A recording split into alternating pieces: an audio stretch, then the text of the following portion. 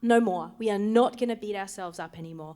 I'm changing things up. We're going to make songwriting fun again, right? Because it hadn't been fun for a long time. We're going to make songwriting fun. We're going to make it fast. We're going to do it with people around us.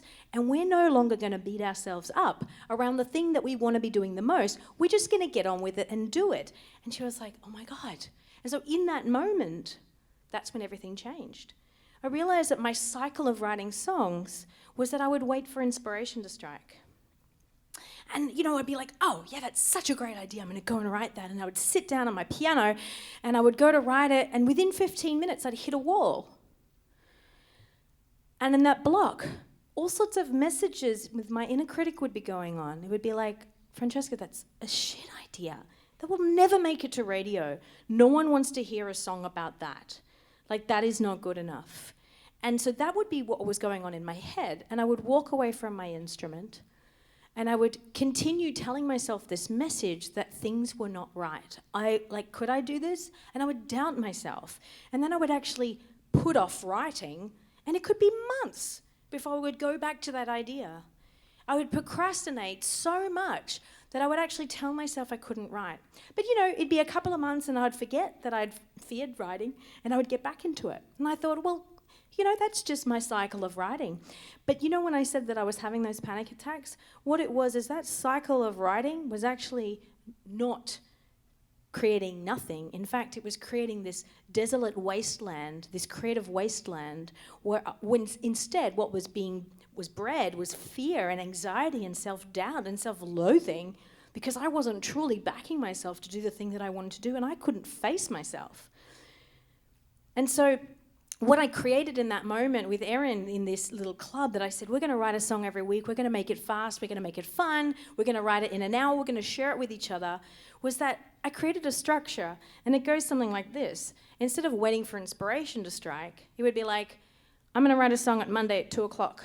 What time are you going to write yours? Okay, Tuesday at 4 o'clock. We've got our time set.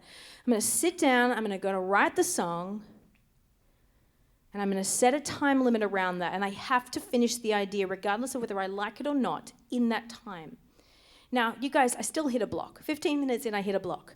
But there were tools, which I'm going to teach you in a second, that I used in that block to overcome the block and to find a way around it so that I could find my way to finish the song. And when the song was finished, I would immediately share it with my group in I Heart Songwriting Club and get immediate relief from what was going on in here to realize it was not nearly as bad as I thought it was. Because I'm just going to tell you this all now. If you don't know, you are your own worst enemy, and no one hates you as much as you do. No one. No one. No one in the room judges you as much as you judge yourself. No one hates you as much as you hate yourself. And it was what I realized in that moment is by sharing my songs with others, sharing my ideas with others, I could get immediate relief from that, so I could just move on. And that cycle, now if I had my presentation with you, it's so beautiful and pretty. But what it is this cycle actually starts to bloom. And it starts to blossom. And flowers and roses and all sorts of beautiful things start to happen in this space. And in the end, well, not that there's any end, it just keeps growing. You have this garden.